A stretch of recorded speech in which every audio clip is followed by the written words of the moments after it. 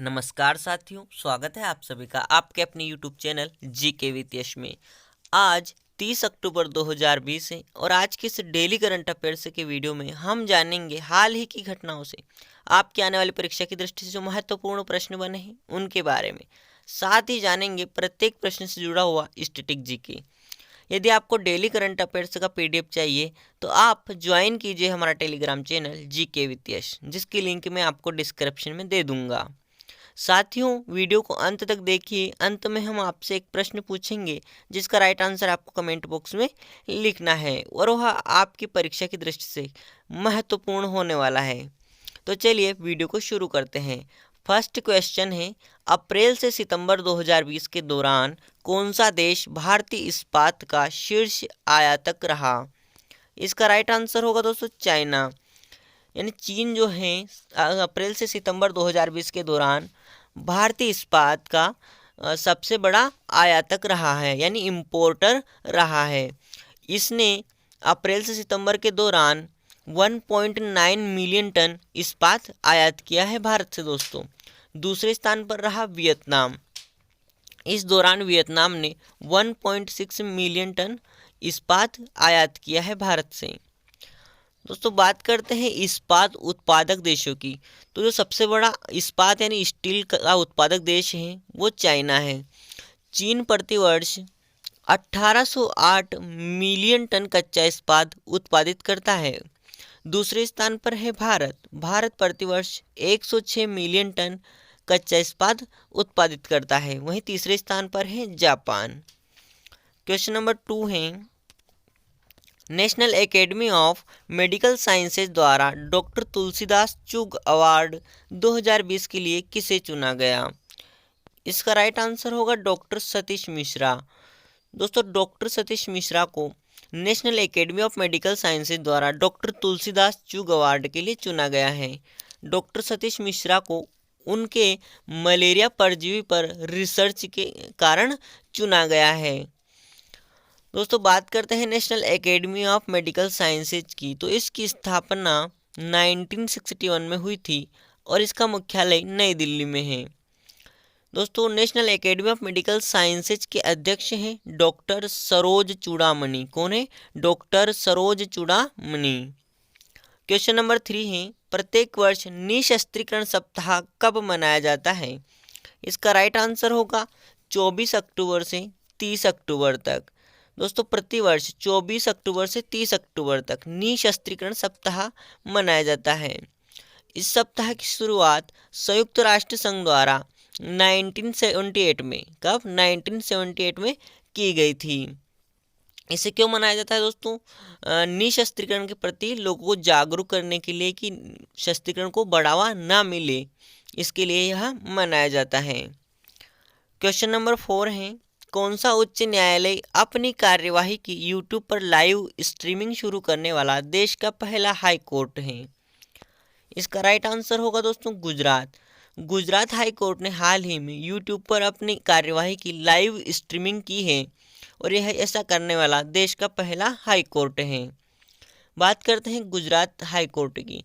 इसकी स्थापना 1960 में हुई थी। कब हुई थी? 1960 में।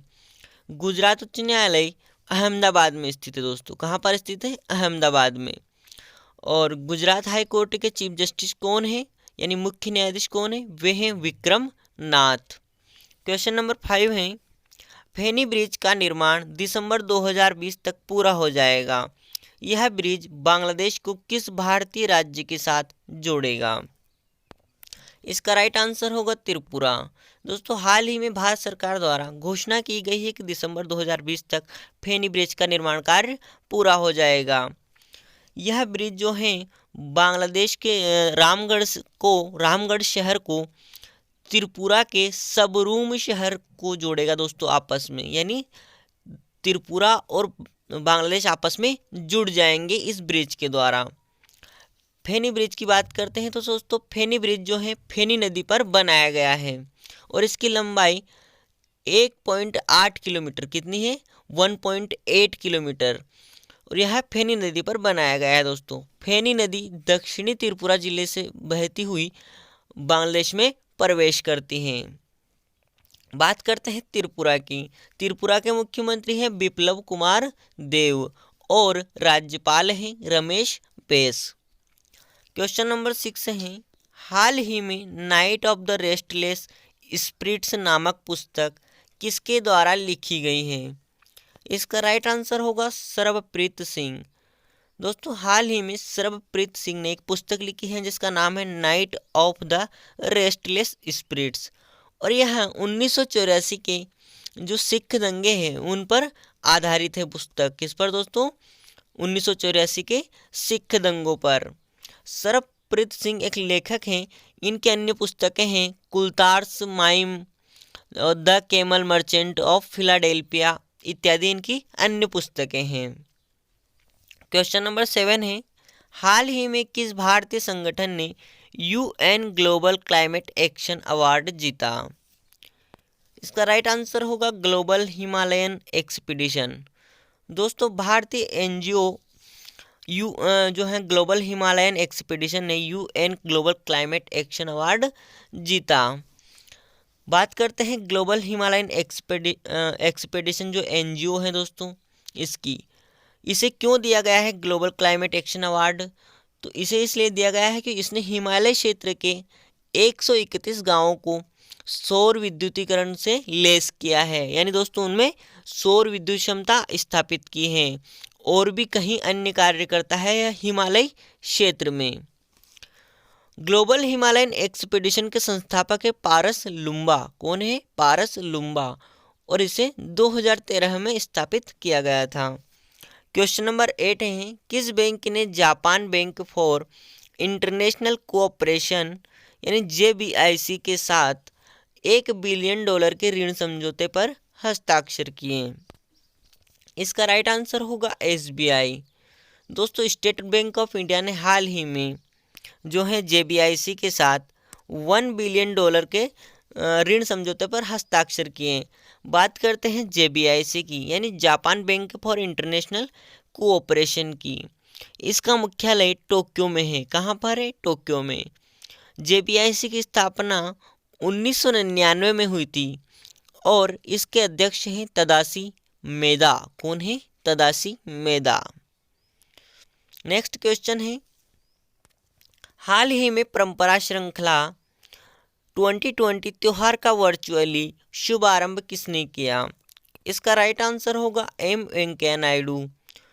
दोस्तों 13वें उपराष्ट्रपति एवं राज्यसभा के उपसभापति M वेंकैया नायडू ने हाल ही में परंपरा श्रृंखला 2020 नामक संगीत और नृत्य कार्यक्रम का वर्चुअली शुभारंभ किया है। इस श्रृंखला का आयोजन नाट्य तरंगिणी संगठन के द्वारा पिछले 23 वर्षों से किया जा रहा है। प्रतिवर्ष कितने वर्षों से दोस्तों?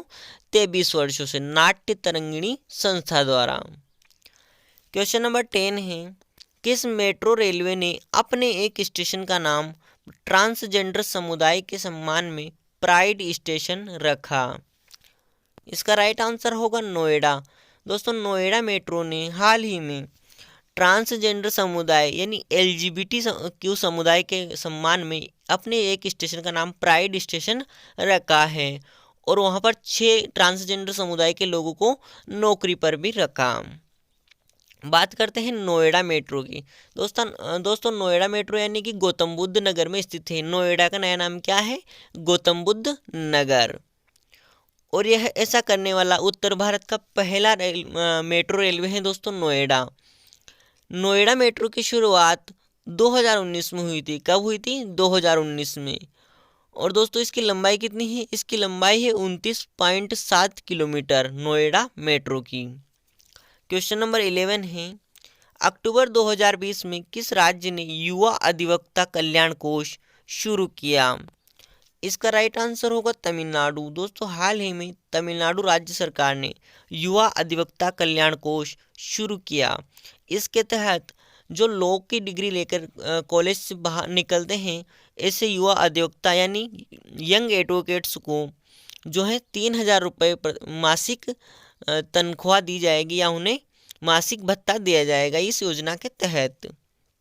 बात करते हैं तमिलनाडु की। तमिलनाडु के मुख्यमंत्री हैं दोस्तों AK पलानी स्वामी, और राज्यपाल हैं बनवारी लाल पुरोहित। क्वेश्चन नंबर 12 है, किस अभिनेता को मरणोपरांत India international film festival Boston 2020 में लाइफ टाइम अचीवमेंट अवार्ड से सम्मानित किया गया? इसका राइट आंसर होगा ओम पुरी।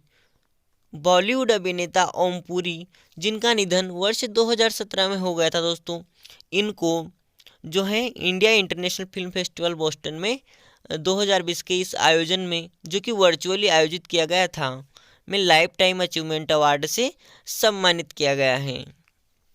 क्वेश्चन नंबर 13 है, इसरो और नासा किस वर्ष तक निसार उपग्रह लॉन्च करेंगे? इसका राइट आंसर होगा वर्ष 2022 तक। दोस्तों, वर्ष 2022 तक इसरो और नासा मिलकर निसार उपग्रह लॉन्च करेंगे और यह एक रिमोट सेंसिंग सैटेलाइट होगा। निसार का फुल फॉर्म है दोस्तों NASA ISRO synthetic aperture radar. क्या है? NASA ISRO synthetic aperture radar. बात कर लेते हैं इसरो की, यानी इंडियन स्पेस रिसर्च ऑर्गेनाइजेशन, इसका फुल फॉर्म है इसरो का दोस्तों, और इसकी स्थापना 15 अगस्त 1969 में हुई थी। कब हुई थी? 1969 में, यानी 1969 में। और इसका जो चेयरमैन है ना अपने इसरो के, वे हैं के सिवन। कौन है दोस्तों? के सिवन। इसरो का मुख्यालय बेंगलुरु में है। कल हमने आपसे एक प्रश्न पूछा था कि हाल ही में भारत और अमेरिका के बीच तीसरे 2+2 संवाद में किस सैन्य समझौते पर हस्ताक्षर हुए? इसका राइट आंसर होगा दोस्तों बेका। हाल ही में बेका एग्रीमेंट पर हस्ताक्षर हुआ है। इसका फुल फॉर्म है basic exchange and cooperation agreement for Jio special cooperation. क्या है? Basic exchange and cooperation for Jio special cooperation. दोस्तों, बेका पर हाल ही में हस्ताक्षर हुए, जबकि जिएसोमिया, लेमोआ और कॉमकोसा ये समझौते पहले ही हो चुके हैं। आपको बता दें कि 2+2 डायलॉग जो है दोस्तों, यह तीसरा डायलॉग था। इससे पहले 2 ऐसे संवाद हो चुके हैं। अच्छा, 2+2 मीटिंग जो होती है दोस्तों, उसमें दोनों देशों के रक्षा मंत्री और विदेश मंत्री शामिल होते हैं। इस 2+2 संवाद में अमेरिका की ओर से रक्षा मंत्री मार्क एस्पर और विदेश मंत्री माइक पोम्पियो ने हिस्सा लिया था दोस्तों, और यह तीसरा था, और यह नई दिल्ली में हुआ। कहाँ पर संपन्न हुआ? नई दिल्ली में। आज का प्रश्न है क्वेश्चन ऑफ द टुडे, हाल ही में किस राज्य ने अंतरजातीय विवाह को बढ़ावा देने के लिए सुमंगल वेब पोर्टल लॉन्च किया? ऑप्शन है बिहार, ओडिशा, उत्तराखंड, छत्तीसगढ़। इस प्रश्न का उत्तर आपको कमेंट बॉक्स में लिखना है दोस्तों। वीडियो को लाइक और शेयर करना ना भूलें। साथ ही यदि नए हैं तो चैनल को सब्सक्राइब जरूर करें। आज की वीडियो में इतना ही, मिलते हैं नेक्स्ट वीडियो में। तब तक के लिए जय हिंद, वंदे मातरम।